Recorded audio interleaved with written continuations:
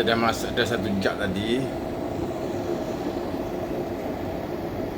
0.5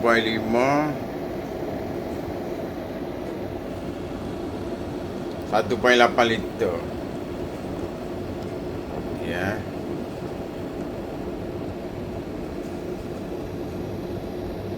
Tengok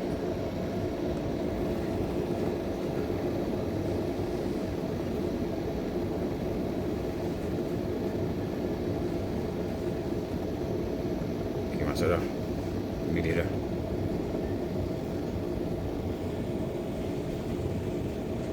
Kita tengok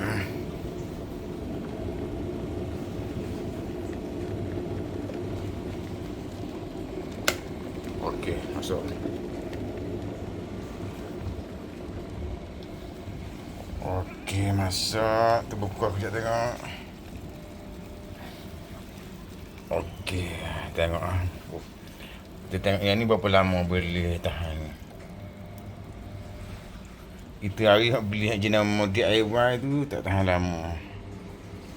Yang ni hari Rabu. Bulan 7. Berapa bulan ni? 10, 11. Kita tengok berapa lama boleh tahan. Okey, ngam. Boleh beli kat beg pun ni. Okey. Baik punya. 1.8 liter. Okey, thank you.